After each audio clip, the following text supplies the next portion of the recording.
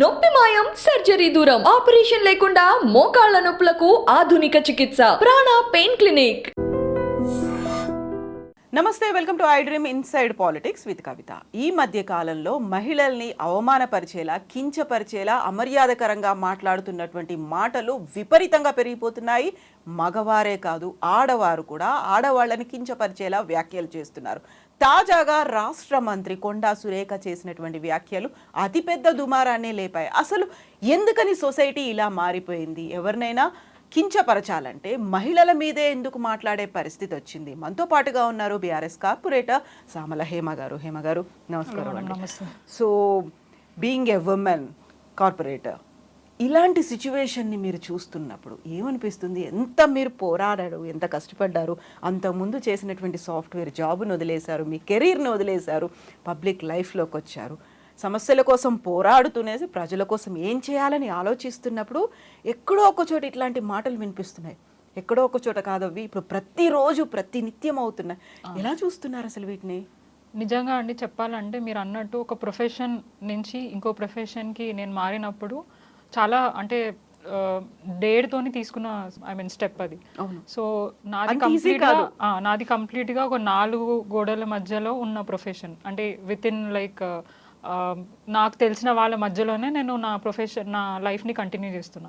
అక్కడి నుంచి పబ్లిక్ లైఫ్లోకి వచ్చిన తర్వాత అంటే యూజువల్గా అమ్మాయిలకి బయటికి రావాలంటేనే చాలా కష్టం. ఎన్నో ఛాలెంజెస్ ఫ్యామిలీలో, సొసైటీలో చాలా ఛాలెంజెస్ ఫేస్ చేసుకొని బయటికి వస్తున్నాం. ఇప్పుడిప్పుడే ఎదుగుతున్న క్రమంలో ఆడవాళ్ళ మీద కమెంట్ చేయడం అండ్ మగవాళ్ళు దాన్ని కూడా అంటే ఆడవాళ్ళు అదేదో బొమ్మ అయినట్టు, అంటే అదేదో బూత్ అయినట్టు ఆడవాళ్ళని పేరు తీసుకొని ఒకరిని అనడం చాలా నిజంగా అసలు చాలా పెయిన్ఫుల్ అయిన సిచ్యువేషన్స్ చాలా చూస్తున్నాము. అండ్ రీసెంట్గా నిన్న జరిగిన ఇన్సిడెంట్ అయితే, అంటే నిన్ననే కాదు ఎన్నో రోజుల నుంచి కేవలం ఉమెన్నే టార్గెట్ చేస్తూ బేస్లెస్ కమెంట్స్ చేయడము, ఉమెన్ మీద కమెంట్ చేయడము, అంటే కొంతమంది అంటే చెప్పడానికి కూడా అది వీల్లేని మాటలు వాడుతున్నారు. అంటే మనం ఎక్కడ బతుకుతున్నాం ఇంకా? అంటే మనము యాక్చువల్గా అంటే లేడీస్ని అమ్మవారి రూపంలో చూస్తాం, మనము మొక్కేది అమ్మవార్లని.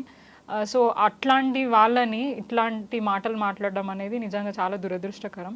సొసైటీలో ఇట్లాంటివి అంటే ఎక్కువ అవుతున్న కొద్ది ఇంకా తక్కువ అవుతారు మహిళలు బయటికి రావడం. సో డెఫినెట్గా ఇవి చేంజ్ అవ్వాలి.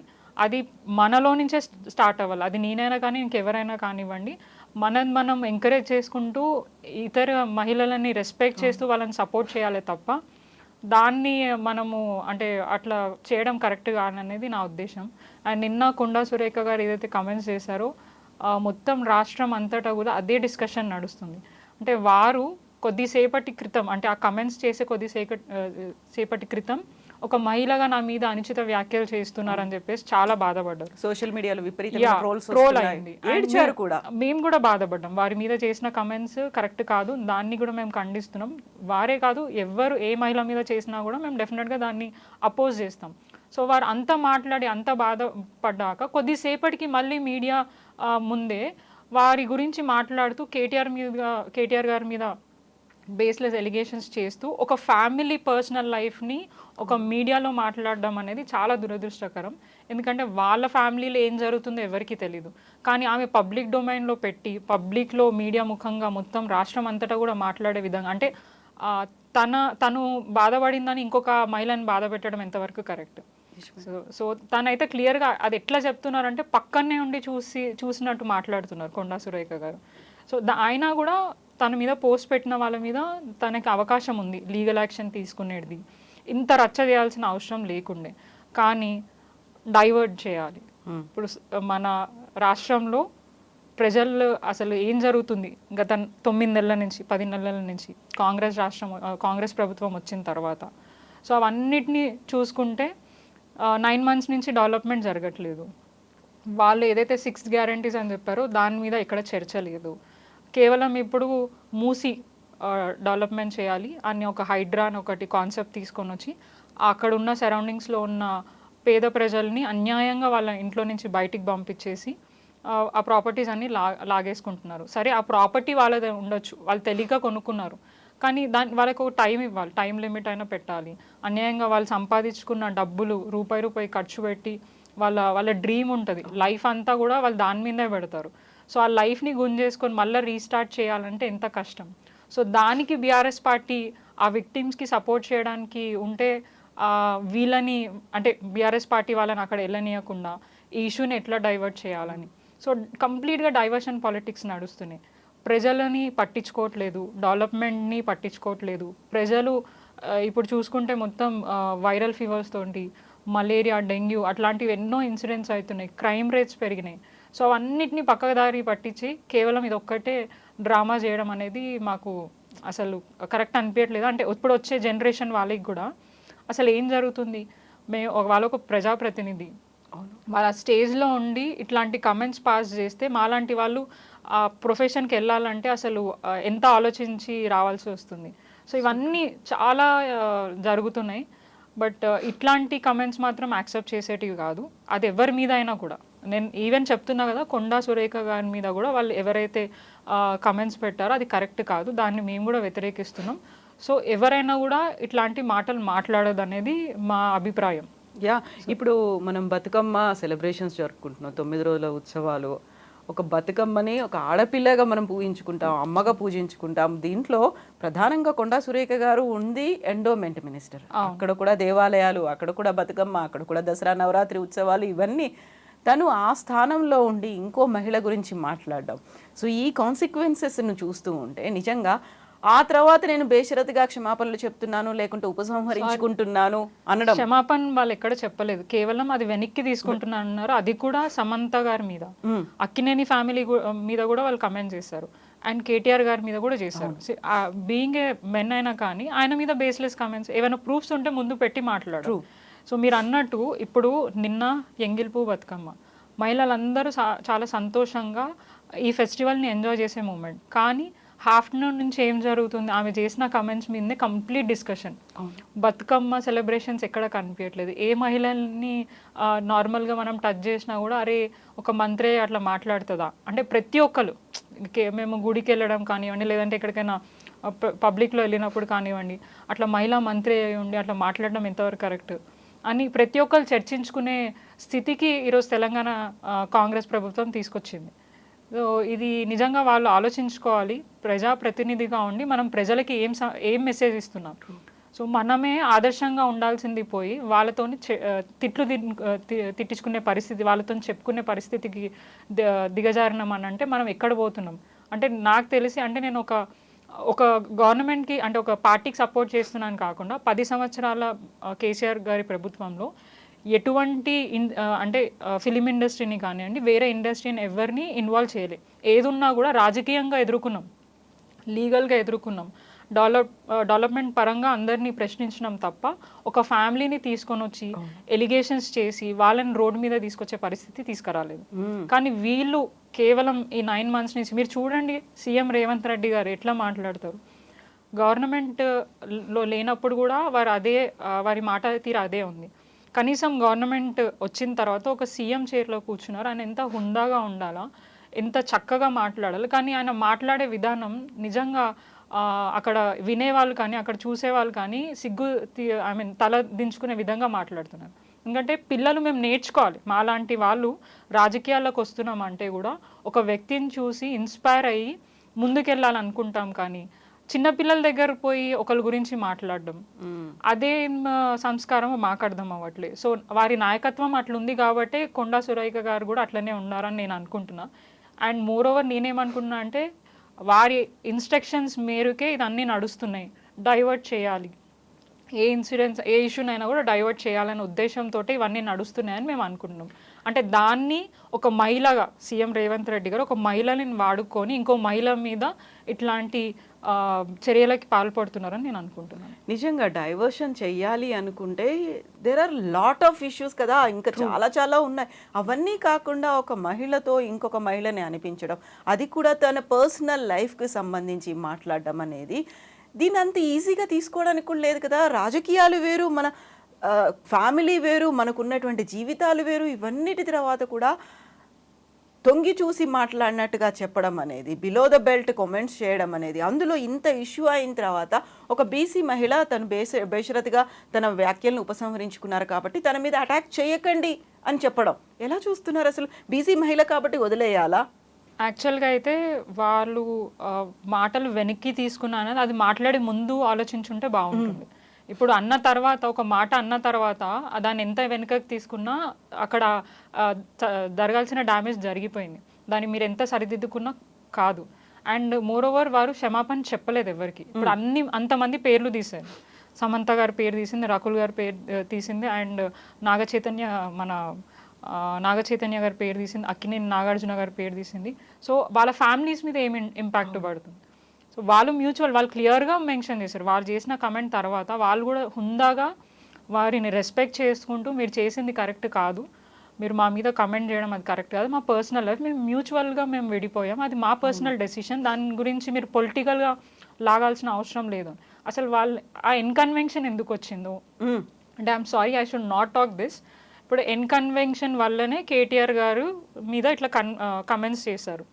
అడగాలంటే మేము అడగలేనా ఇప్పుడు మీకు మంత్రి పదవి ఎట్లా వచ్చింది అని చెప్పి? వాళ్ళు రేవంత్ రెడ్డి గారు ఇప్పుడు పదవిలోకి వచ్చినాకనే ఇన్కన్వెన్షన్ని కూలగొట్టారు. సో అంటే ఏ బేస్ మీద కూలగొట్టారు? ఎవరినైనా పిలిస్తే రానందుకు కూలగొట్టారా? అంటే మేము మాట్లాడలేకనా? సో అది మర్యాద కాదు, అది మాకు తెలుసు. అట్లా మాట్లాడడం కరెక్ట్ కాదు, అది ఎవరైనా కూడా కరెక్ట్ కాదనేది మా ఉద్దేశం. మీకు ఒకవేళ ఒక వ్యక్తితోని ఏదైనా ప్రాబ్లం ఉంటే డైరెక్ట్గా కానివ్వండి, లీగల్గా కానీ వాళ్ళతో కొట్లాడండి, సబ్జెక్ట్ పరంగా కొట్లాడండి, లీగల్గా కొట్లాడండి. అంతేగాని ఇంకో ఫ్యామిలీని తీసుకొని వచ్చి వాళ్ళ లైఫ్ని పబ్లిక్ డొమైన్లో డిస్కస్ చేసే రైట్స్ ఎవరికి కూడా లేదు. That's completely private thing. So వాళ్ళకు కూడా బేసికలీ వాళ్ళకు కూడా ఎన్నో ఛాలెంజెస్ ఉంటాయి సినీ ఇండస్ట్రీలో, వాళ్ళకు కూడా డిఫరెన్సెస్ ఉంటాయి. సో అవన్నీ కూడా డిస్కస్ చేయాల్సిన అవసరం లేదు. అండ్ ఐఎమ్ సారీ, నిన్న తను మాట్లాడిన తర్వాత తన ఆడియోస్ కూడా కొన్ని బయటకు వచ్చాయి. అంటే వాళ్ళు ఎట్లా అయితే బిహేవ్ చేస్తారో వాళ్ళకి తగ్గట్టు రిప్లైలు వస్తాయి. సో వాళ్ళు తగ్గించుకొని వాళ్ళ గౌరవాన్ని కాపాడుకుంటే వాళ్ళ గౌరవం కూడా పెరుగుతుంది. హుందాగా ప్రవర్తించాలి. సో మీకు ఏమైనా ఇబ్బంది అయింది, మీ మీద ఎవరైనా కమెంట్ చేస్తున్నారు, so you have all the right. మీరు మంత్రి అండ్ పవర్ మీ చేతిలో ఉంది, ఎవరున్నారో మీరు పట్టుకోలేరా, వాళ్ళ మీద యాక్షన్ తీసుకోలేరా? కానీ అంతగానం సినిమా చేయాల్సిన అవసరం ఏముంది? సో మీ పెయిన్ అయింది, ఎవ్రీబడి నో. నార్మల్గా ప్రెస్ మీట్లో చెప్పేది ఉండే, దానికి కేటీఆర్ గారికి ఏం సంబంధం? మాకు తెలిసి కేటీఆర్ గారు మహిళల పట్ల చాలా గౌరవంగా ఉంటారు. మేము వాళ్ళని చాలా దగ్గరగా చూస్తాం. నేను ఆల్మోస్ట్ 9 years నుంచి అన్నని చూస్తున్నా. ఎప్పుడు కూడా ఆయన ఇట్లా కసురుకున్నది లేదు, సీరియస్గా మాట్లాడింది లేదు. చాలా గౌరవంగా ఎవరు వచ్చినా కూడా చాలా మంచిగా పలకరిస్తారు.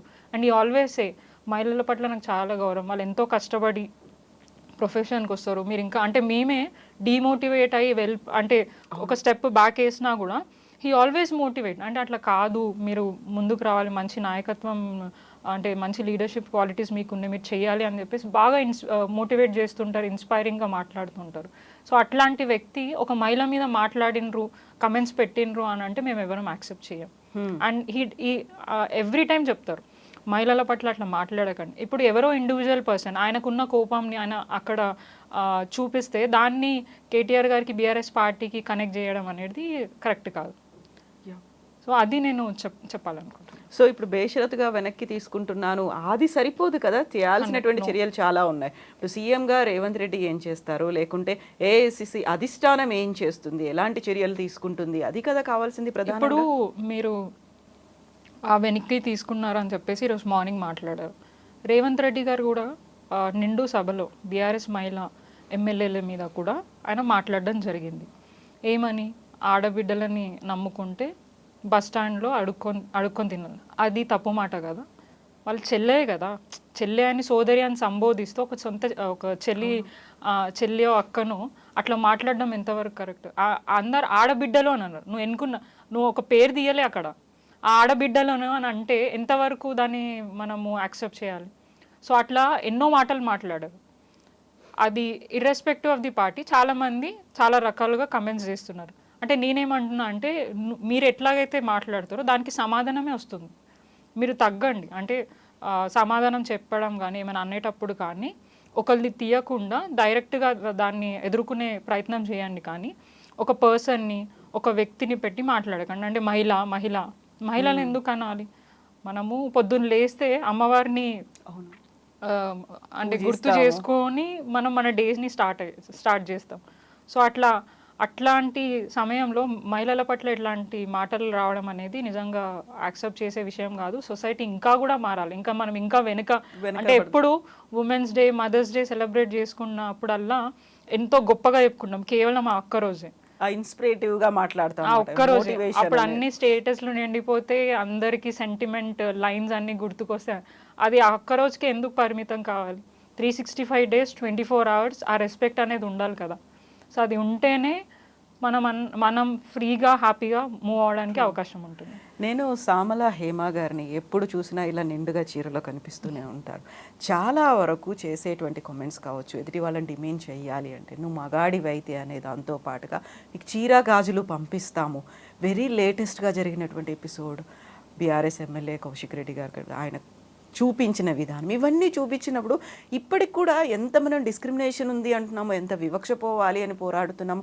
ఇవన్నీ ఇన్సిడెంట్స్ అనేవి నువ్వు మగాడివైతే నీలో మొగతనం ఉందా, నువ్వు మీసం ఉందా, ఇలాంటివన్నీ చూసినప్పుడు ఇంకా ఇంత తక్కువ చేసి చూపించాల్సిన అసలు ఆ మైండ్ సెట్లో ఏముంటుంది? చీర గాజులు అనగానే ఏమొస్తుంది అనుకుంటున్నారు? అంటే లైక్ చిన్నగా ఉన్నప్పటి నుంచి ఆ డిఫరెన్సియేషన్ అనేది మన పేరెంట్సే నేర్పిస్తారు. నువ్వు మొగోడివి ఏడవద్దు, ఆడపిల్లను ఏడ్చినా ఏడ్చిపోతుంది అనేది రెగ్యులర్గా అది ఎప్పటి నుంచో తరతరాల నుంచి వచ్చే ఆ సిస్టమ్ లాగా అయిపోయింది. సో ఇప్పుడు ఆడపిల్ల కాగానే వీక్, అందుకనే వీళ్ళకి అది అనేది చాలా ఈజీ అయిపోయింది. అంటే ఎవరైనా కానివ్వండి ఆ మర్యాద లేకుండా, ఆ చీరకున్న గౌరవం వాళ్ళకి తెలిసినా కూడా దాన్ని నెగ్లెక్ట్ చేస్తూ చీర గాజులు వేసుకో అంతెందుకండి. మీరు కౌశిక్ రెడ్డి గారు అంటున్నారు అంటే కాంగ్రెస్ పార్టీ మహిళా నాయకులే చీర గాజులు వేసుకొని తిరుగు అని ఇంకొక లీడర్ని అనడం మేము చూసినాం. అంతగనం కౌశిక్ రెడ్డి గారు అన్నప్పుడు వాళ్ళు అంతగనము అట్లెట్లా మహిళలని రియాక్ట్ అయ్యారు. మరి వాళ్ళ నాయకులే కదా, మహిళా నాయకులే కదా అట్లా మాట్లాడడం జరిగింది. సో అంటే అసలు ఎవరికి ఏం పద్ధతి ఉందో అర్థం అవ్వట్లేదు. మనం చేంజ్ అవ్వాలా, మన మైండ్ సెట్ చేంజ్ అవ్వాలా.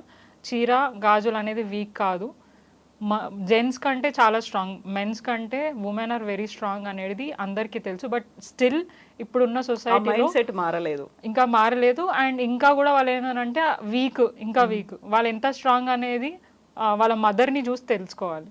అది నేను అంటే చీర ఇంకా గాజులు అంటే మీ మదరు, ఆమె ఎంత స్ట్రాంగ్ ఉంది, నిన్ను ఎలా పెంచింది అనేది నువ్వు అంటే పెరిగే దాన్ని బట్టి ఉంటుంది అని చెప్పేసి నేను అనుకుంటున్నాను.